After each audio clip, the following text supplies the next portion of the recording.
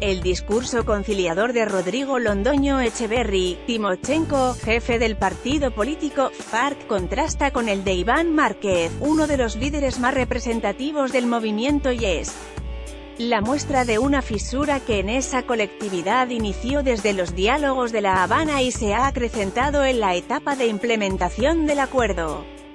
Estamos viviendo una coyuntura muy compleja que tenemos todos que asumir con mucho cuidado, con análisis sereno, sin apasionamientos, con mucha objetividad, partiendo siempre del interés fundamental de cada uno de nosotros, el partido, por encima de cualquier sentimiento, de cualquier interés particular, fueron las palabras del jefe de FARC ante el panorama que viven por la implementación del acuerdo.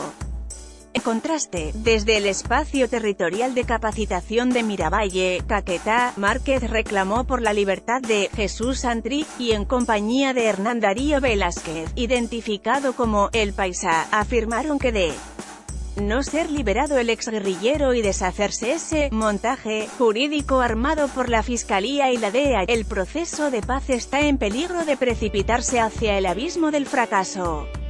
No obstante, para Gregorio Hernández, jurista y expresidente de la Corte Constitucional, el mensaje de Márquez y Velázquez conducen al país por un camino que trae efectos no deseados.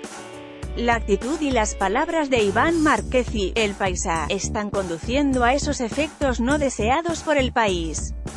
Y, sin dudarlo, la presión que ejercen para que su excolega quede en libertad sin más trámites, es una forma de romper unilateralmente de hecho lo pactado. Las divisiones de la FARC no son un asunto nuevo. Desde las conversaciones de La Habana, la fragmentación se presentó incluso en el momento que se pensó quién representaría el grupo guerrillero en la mesa de negociación. Mientras muchos pensaron en Márquez por su trayectoria política, otros creyeron que la carta fija debería ser Pastor Alape.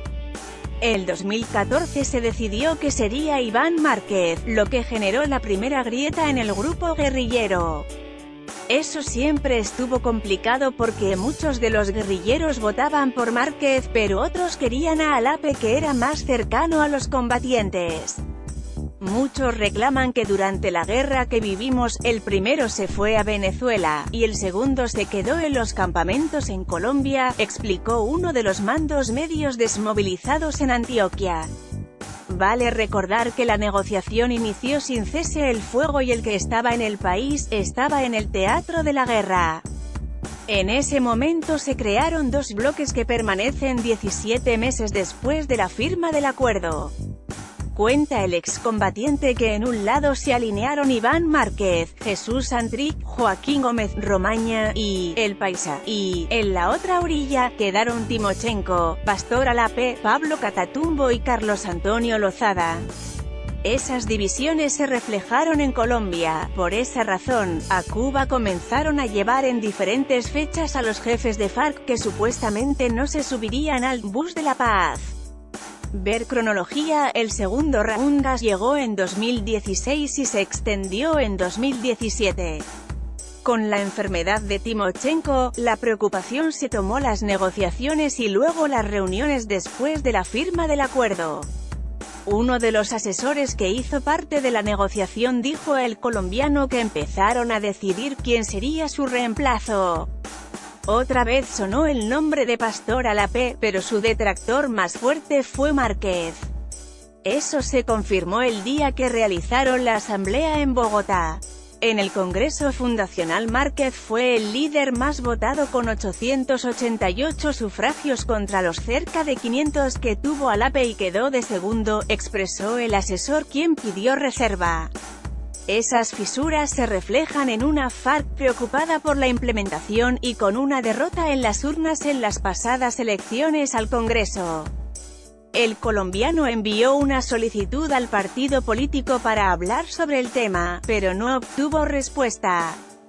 No hay unidad, y eso les va a pasar factura, concluye el analista del conflicto armado Juan Carlos Ortega.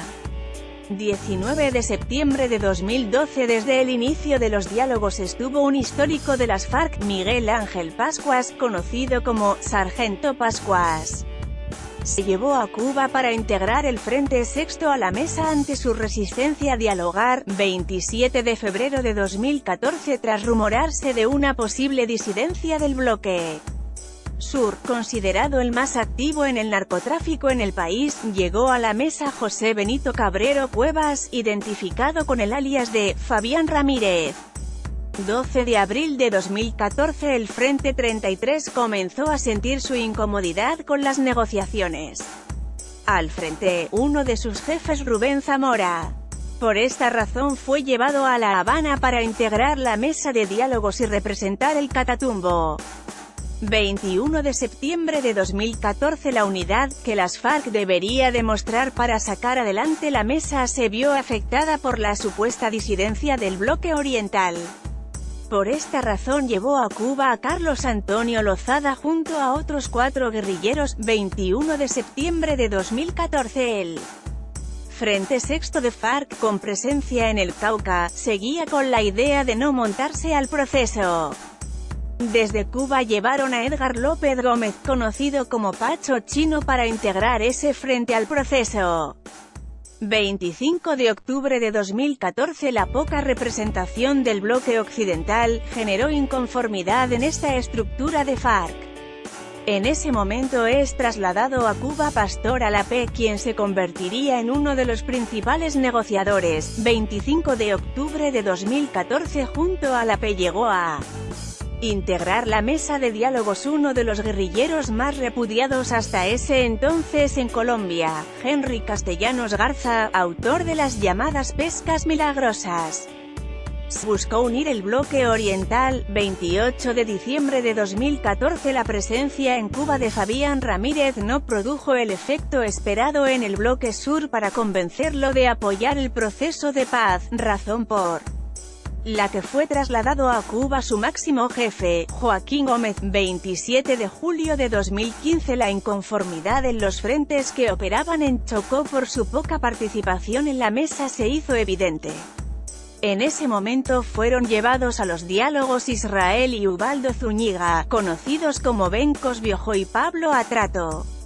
20 de abril de 2016. Uno de los traslados más sonados a la mesa fue el de Hernán Darío Velázquez, más conocido como El Paisá. Se dice que lo llevaron porque nunca creyó en el proceso, para salvarlo del acoso de las autoridades. Es difícil que haya un rearme. Kenneth Burbanodir, Observatorio Constitucional U. Libre. Hay varios hechos que pueden generar incumplimiento del acuerdo de paz y desencadenar las disidencias como las que se presentan ahora en Colombia. En primer lugar, el gobierno nacional no ha entregado los recursos necesarios, ni ha generado las condiciones óptimas en los espacios territoriales de capacitación y reintegración, etc. La concesión de amnistías está demorada y aún hay excombatientes en las cárceles en el territorio nacional. A lo que se suma el fenómeno de inseguridad jurídica como el caso Santry, capturado por la presunta conspiración por el envío de 10 toneladas de cocaína a los Estados Unidos y está a la espera de la extradición. Con el anterior panorama no se puede descartar un rearme, si bien es cierto que para el partido FARC está el mandato de continuar con el proceso de paz. Exintegrantes guerrilleros de base ya han abandonado algunas zonas, dada la ocurrencia de asesinatos de algunos excombatientes que ya estaban en la vida civil y entregaron las armas como lo planteó el acuerdo. Sin embargo, un rearme de las FARC como organización armada solo es posible si se toma esa decisión como colectivo, es decir, dejar de ser un partido político por decisión de su dirigencia, tema logrado en la discusión de la agenda en la negociación en La Habana, Cuba, y tomar nuevamente las armas, lo que es poco probable. Ahora, cuando quienes ya están en la vida civil toman esa decisión individual de volver a las armas, su camino se convierte en las llamadas disidencias. No obstante, hay que tener en cuenta que jurídicamente las FARC como organización guerrillera y armada no existen después del acuerdo final. Cabezas de FARC seguirán en la legalidad. Luis Eduardo Celis, asesor de Red Pro de Paz. En este momento en el que se habla de la implementación de los acuerdos, se debe tener en cuenta que la dirección de la FARC dio el paso a la legalidad y en medio de todas las dificultades que tengan o se les puedan presentar, difícilmente van a echar para atrás, es decir, pensar que volverán a un rearme es un asunto difícil. El mensaje quedó muy claro y es la carta de Timochenko, leída el pasado fin de semana, en la que dijo que el patrimonio de ellos es el cumplimiento de la palabra, la ética, la coherencia. Y el mensaje es muy contundente: pueden haber miles de dificultades, pero las van a sortear sobre la legalidad, y de esa línea no se va a mover la dirección del partido político, FARC. Lo otro que tienen muy identificado es que el que se salga de la legalidad está por fuera de FARC, pero se debe tener en cuenta que una cosa es la cabeza visible de ellos, que son 50 y que se van a mantener apegados a las reglas, pero de ahí para allá los mandos medios o líderes regionales van a ver si esos temas del acuerdo no se ajustan o se cumplen. Van a retornar a la ilegalidad, pero no creo que esa cabeza visible se vaya a desgranar. Ahora, se debe tener en cuenta que en esta dinámica de reincorporación económica, que no es fácil, hay que meterle el acelerador y vigilar además que funcione. Ese es el reto del Estado, que lo vienen haciendo pero hay que acelerar. Se necesita entonces que esa reincorporación se haga bien. Este panorama ha llevado a que se hable de diferencias, que existen, pero hay una frontera que las separa y es moverse entre la legalidad y la ilegalidad. A esta situación se suma el caso Santrich, en el que Iván Márquez lanza su voz de protesta, a mi juicio, una protesta legítima. El jefe militar que se sentó a negociar el día que Colombia vio de frente a Rodrigo Londoño Echeverri, Timochenko, fue en mayo de 2008. En aquella ocasión, en un video realizado por las FARC, el entonces guerrillero dio a conocer que el máximo comandante de ese grupo subversivo, Manuel Marulanda, había muerto el 26 de marzo de ese año por un infarto. Las apariciones de Timochenko, desde su entrada a las FARC en 1982, fueron esporádicas. Algunas imágenes se conocieron en el 2001 cuando estuvo en las conversaciones en San Vicente del Caguán. Siempre fue considerado del ala militar más dura, y esa dureza le permitió escalar rápidamente posiciones hasta convertirse en 1986 en el integrante más joven del secretariado. Fue comandante del Frente 16 y, tras realizar estudios en Rusia y Cuba, fue nombrado jefe del Bloque Oriental y después del Magdalena Medio. Nació en Calarcá, Quindío, el 22 de enero de 1959. Reemplazó a Alfonso Cano cuando este murió en un operativo militar el 4 de noviembre de 2012. A pesar de ser señalado como un jefe inflexible, decidió negociar con el gobierno y plantea honrar la palabra.